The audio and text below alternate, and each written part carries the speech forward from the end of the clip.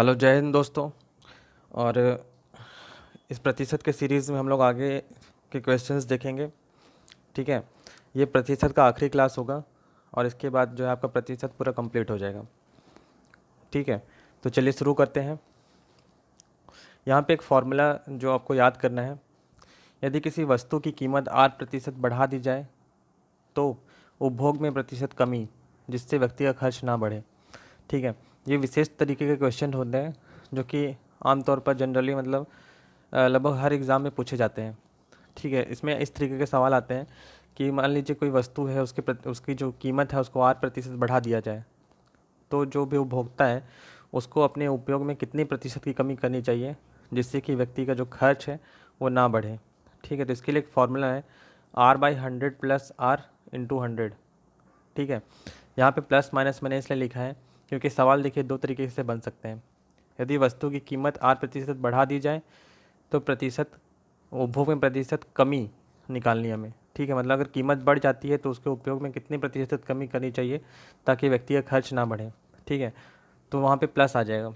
और दूसरा जो है, दूसरे तरीके का जो क्वेश्चन पूछा जाता है उसमें क्या पूछा जाता है कि यदि वस्तु की कीमत 8% घटा दी जाए, मतलब वस्तु की कीमत जो है 8% घटा दी जा रही है तो उसको अपने उपभोग में कितनी वृद्धि करनी चाहिए ताकि उसका खर्च ना बढ़े।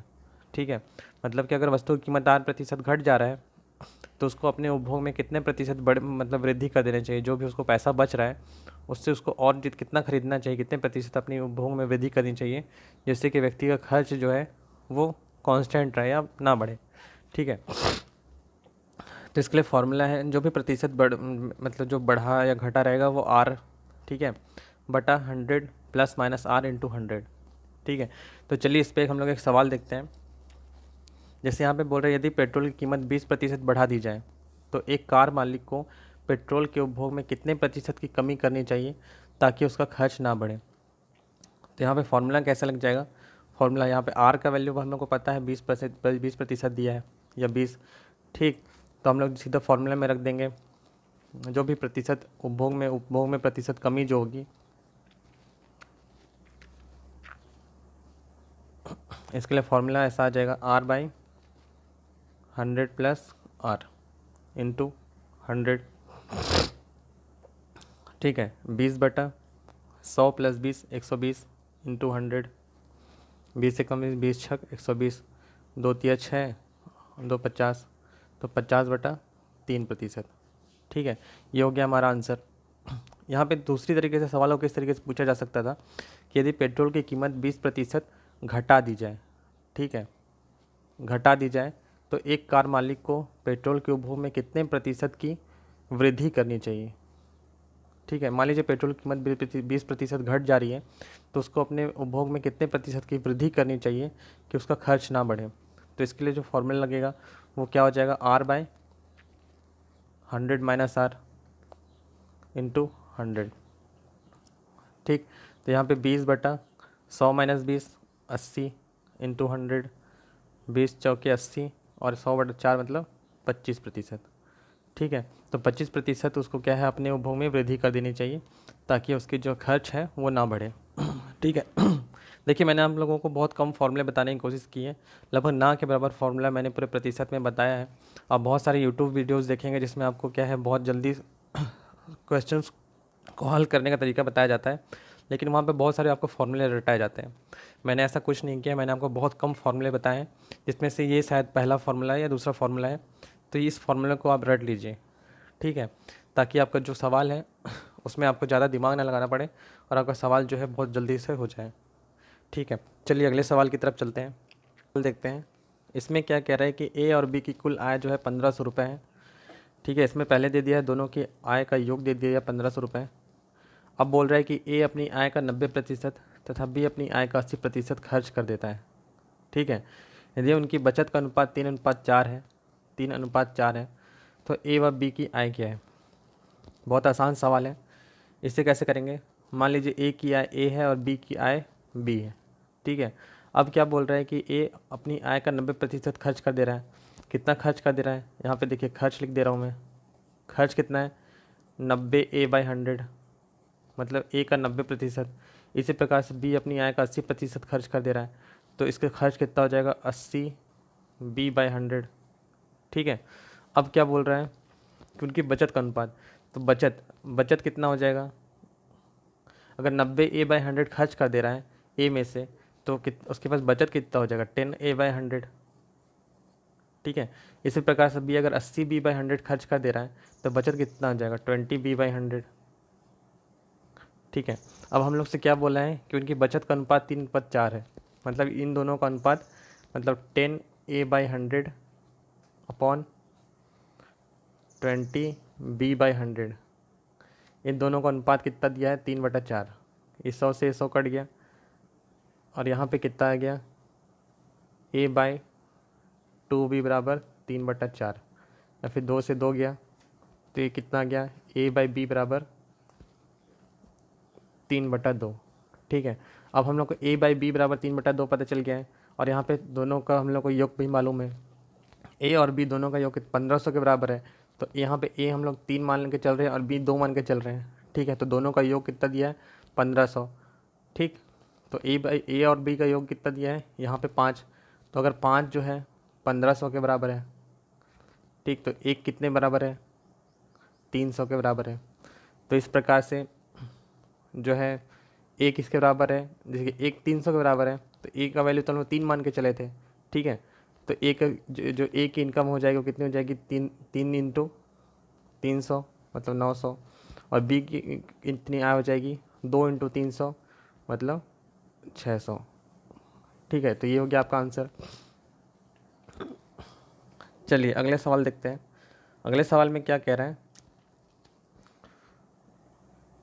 किसी परीक्षा में अधिकतम अंक 500 है। ठीक है, कोई परीक्षा है जिसमें अधिकतम अंक कितना है 500। ए जो है 20 से 10% कम अंक हासिल करता है। तो यहाँ पे देखिए कुछ कैंडिडेट्स हैं जिसमें से ए जो है 20 से 10% कम अंक हासिल करता है, और बी जो है सी से 25% ज़्यादा अंक हासिल करता है। इसी प्रकार से सी डी से 20% कम अंक हासिल करता है।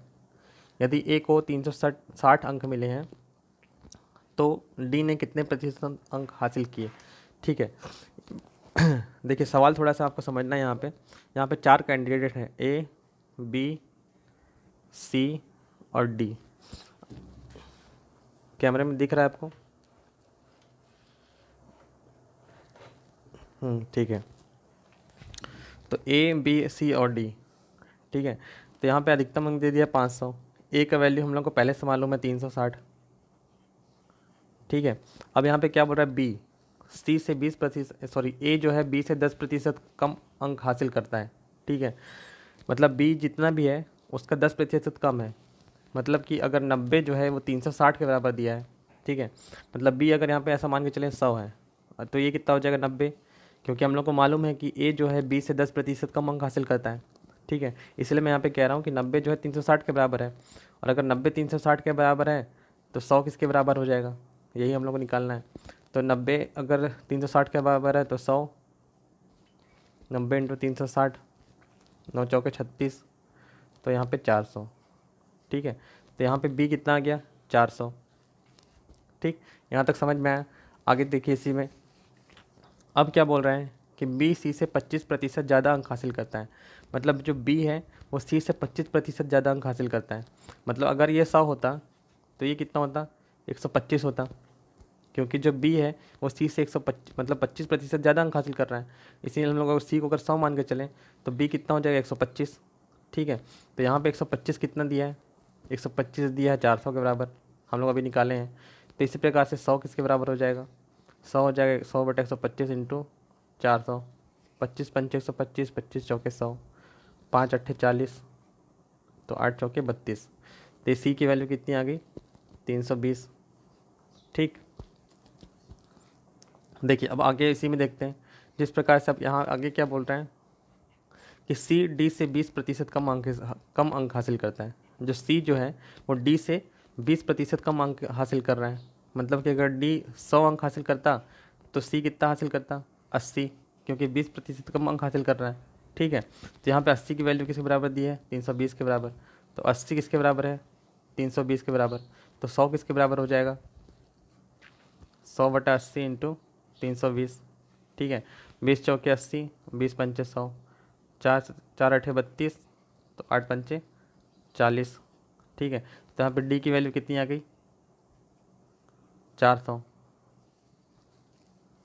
अब हम लोग से सवाल में क्या पूछा है? हम लोग से सवाल में पूछ रहा है कि डी ने कितने प्रतिशत अंक हासिल किए। अब डी वास्तव में कितने 400 अंक हासिल कर रहे हैं, कुल अंक कितने थे 500, तो इसका प्रतिशत वैल्यू हम निकाल सकते हैं 400 जिसने इतने हासिल किए, और टोटल मार्क्स कितने थे 500 इंटू 100, क्योंकि प्रतिशत निकालना है। ठीक है, ये इससे ये कट गया, 5 अट्ठे 40, तो उत्तर कितना आ गया 80%। तो इसने 80% अंक हासिल किए।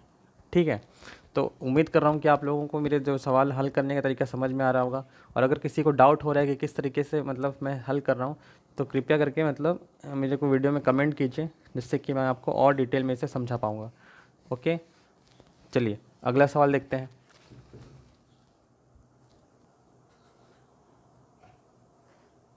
चलिए अगला सवाल देखते हैं। अगले सवाल में क्या कह रहा है कि किसी परीक्षा में 15% आवेदक अमान्य पाए गए।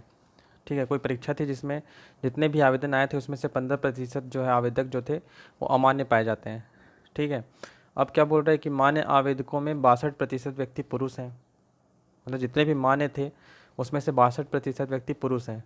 यदि मान्य महिला आवेदकों की संख्या 11,628 है, तो उस परीक्षा में कुल कितने आवेदक थे?